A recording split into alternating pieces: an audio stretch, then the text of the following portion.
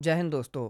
बांग्लादेश ने Eurofighter typhoon लेने की डायरेक्शन में एक बहुत बड़ा स्टेप लिया है। इटली की डिफेंस कंपनी लेनार्डो के साथ बांग्लादेश एयरफोर्स यूरोफाइटर ट्रैंच 3 से ज़्यादा के लिए डील फाइनल करने की तरफ बढ़ रही है। रिपोर्ट्स के हिसाब से लगभग 16 जेट और 2.2 से 2.5 बिलियन डॉलर तक का पैकेज है। अब इसका मतलब क्या है? जो चाइनीज़ J-10C और साइनोपाक JF-17 को नेचुरल चॉइस समझ रहे थे, उनके लिए ये एक क्लियर स्नब है। फ्लैगशिप एमआरसीए के लिए ढाका वेस्ट की साइड देख रहा है, बेजिंग इस्लामाबाद कॉम्बो को नहीं। लेकिन अब भारत के पर्सपेक्टिव से सवाल बनता है, क्या ये इंडिया को मैसेज भेजने की कोशिश है कि देखिए हम भी हाई एंड यूरो फाइटर ले सकते हैं? वेल, हो सकता है बांग्लादेश को रीजनल एयर पावर स्टेटस दिखाना है और दूसरी साइड पर चाइना को भी बैलेंस करना है। पर इंडिया को ऑनेस्टली पैनिक करने की ज़रूरत नहीं है। क्यों? क्योंकि इंडिया का एयर डिफेंस और strike combo already next level पे है।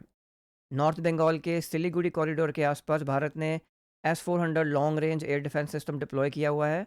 ये वही चिकन स्नैक है जहाँ पे मेनलैंड इंडिया जो है वो नॉर्थ ईस्ट के साथ जुड़ता है। ये सिस्टम 400 किलोमीटर तक टारगेट से इंगेज करता है, जिसमें बांग्लादेश के अंदर के काफ़ी एयरबेस ईजिली इन्वॉल्व के अंदर आ जाते हैं। ऊपर से इंडियन एयरफोर्स के पास ऑलरेडी 36 रफ़ाल हैं और नेवी ने भी 26 रफ़ाल एम का नया डील भी साइन किया हुआ है। तो रीजन में किसी भी एयरफोर्स की क्वालिटी, सेंसर्स और वेपन्स के मामले में भारतीय एयरफोर्स ऑलरेडी बहुत आगे है। तो यूरोफाइटर हो, J-10C हो या JF-17, भारत के पास रफ़ाल, Su-30 MKI और S-400 का एक लेयर्ड शील्ड है, जो पूरे बे ऑफ बंगाल थिएटर में क्लियर ओवर मैच देता है किसी भी एडवर्सरी को।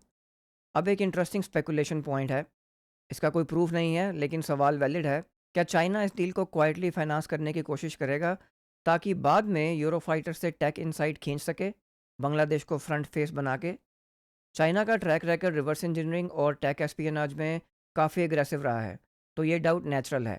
पर अभी तक इस बात का कोई ऑफिशियल एविडेंस पब्लिक डोमेन में नहीं है।